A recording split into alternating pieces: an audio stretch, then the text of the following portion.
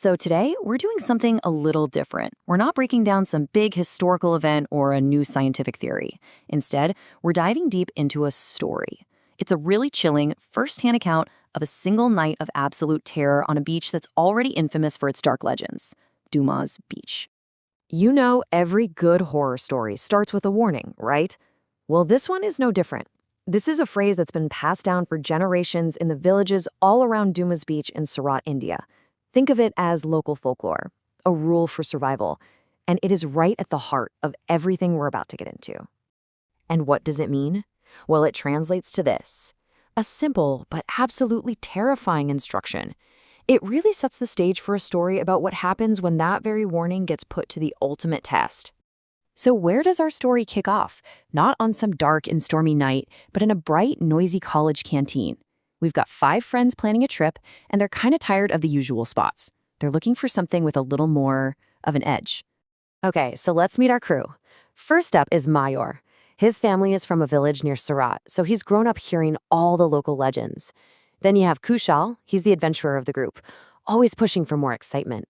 Neil is the quiet one, kind of thoughtful and cautious. And rounding out the group are Ria and Arav, who are way more hesitant about taking any big risks. It's a classic group dynamic, but it's one that's about to be seriously tested. So Mayur kind of half-jokingly throws out the idea of Dumas Beach. He's never actually been there himself, but he remembers all of his grandmother's spooky stories about it. For Kushal, though, the idea of visiting a haunted beach he's seen on social media reels is just too good to pass up. So after a bit of a debate, they make a compromise. They'll go, but only during the day. No spooky adventures, just a quick look. Famous last words, right? The next afternoon, the friends arrive at Dumas Beach. And at first, it seems, well, completely normal. Almost disappointingly so. But that initial impression of just another beach day starts to unravel pretty quickly. This place is really a story of 2 beaches. By day, it's like a carnival. It's packed with families, kids are playing, vendors are selling snacks. It's lively. But the legend simmering just beneath the surface is incredibly dark. This place is said to have been a former cremation ground, where the spirits of those not properly cremated still wander. And that famous black sand? The local story is that it's mixed with the ash from countless funeral pyres. So, to really get what's going on here, you need to understand this term, a shmashana. It's a traditional Hindu cremation ground, and the legend says that for hundreds of years, this beach was exactly that. Now, the government eventually moved the official site to try and boost tourism, but the folklore says the place never really let go of its past. As the group is walking along, they notice something really strange. The crowded part of the beach just stops. Like there's an invisible line. And beyond it, it's totally empty. It's there that they meet a man who's collecting plastic bottles. They ask him, why doesn't anyone go farther down the beach? And he gives them this really cryptic, chilling reply. He says that many people sleep underneath the sand, and that's the real reason people come to visit. And then he just walks away, leaving them pretty creeped out. All right, this is the moment, the point of no return. This is where a single decision to ignore that unspoken boundary and push deeper into the empty, forgotten part of the beach changes everything. Way, way down the empty coastline, they can just make out the silhouette of some old, ruined building. And of course, Kushal, our thrill seeker, is determined to go check it out. The others are not so sure. The sun is getting low, the whole vibe of the place has shifted, and that man's strange words are still ringing in their ears. But Kushal keeps pushing, promising they'll be back in an hour, long before it gets dark. And this is where the group fractures. Ria and Arav just flat out refuse to go. They stay behind. Neil starts to walk with them, but after a bit he gets this really deep sense of dread and turns back. So that just leaves Mayor, who's reluctant but gets talked into it by his friend, and Kushal. They forge ahead alone, walking straight towards the ruins and crossing that invisible line. As the sun finally disappears and the sky goes black, the 2 friends who ventured out alone realize they are in serious, serious trouble. The fun adventure is officially over. The horror is just getting started. So let's just map out how this night completely falls apart for them. After checking out the ruins, they turn to head back, but in the fading light, the beach just seems endless. They're lost. Their friends try to call them, but the call drops, and then their phone batteries die. They're plunged into total darkness, completely isolated. And that's when the real nightmare begins. they start to hear whispers on the wind, calling their names. These disembodied calls of Kushal and Mayur seem to be coming from everywhere at once. But then, Mayur hears a voice that makes his blood run cold. It sounds exactly like his grandmother, the same one who warned him about this very beach, and who had just vanished from her village without a trace 8 years earlier. It's like the beach itself is attacking them.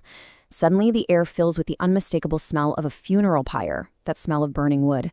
They start seeing these spectral figures in white off in the distance. And then, out of nowhere, a dozen dogs just materialize, barking and surrounding them, only to vanish into thin air a few moments later. It's a total sensory assault, almost like it's designed to break their minds. And then they hear chanting, Ram Nam Satyahe. Now, if you're not familiar, this is a common Hindu chant. It means the name of Ram is truth, and it's what you hear during a funeral procession. And as they hear it, they see a group of figures carrying burning torches, moving like a procession, and heading right for them. In pure, absolute panic, Mayur and Kushal just run. The ghostly procession is chasing them, and it's getting closer. Their only escape route is into the cold ocean water. So they plunge in, turn back to face whatever's chasing them, and there's nothing there. The beach is empty. The chanting is gone. But that relief only lasts for a second. As they stumble back out of the water, it all comes flooding back at once. The barking dogs, the smell of burning wood, the funeral chant, the voices calling their names. It's too much. Overwhelmed, exhausted, and just completely terrified, their bodies and minds just give out. They collapse onto the black sand, and everything goes dark. Okay, so fast forward. The sun is coming up on a new day, and back at the main entrance to the beach, 3 terrified friends have been waiting all night, and they've finally called Mayur's family for help. A search party forms. Neil, Ria, Arav, and Mir's uncle are all there. They spread out across the beach. And eventually, miles down the coast near those ruins, they find them. They're unconscious, their clothes are soaked, and they're covered in sand. It takes them hours to finally wake up, and when they do, they're both burning up with a severe fever. After the fever finally breaks, they slowly and with a lot of fear piece together the story for their friends and family. They go over every single horrifying detail, the voices, the smells, Mayur's grandmother, the chase, a story that basically confirms every dark legend they had just dismissed the day before. And that, of course, leaves us with the million-dollar question. What really happened that night? Was it some kind of shared hallucination? A psychological break brought on by fear and exhaustion and being totally isolated? Or did 2 friends genuinely cross some kind of veil and come face to face with the restless history that's said to haunt the shores of Dumas Beach?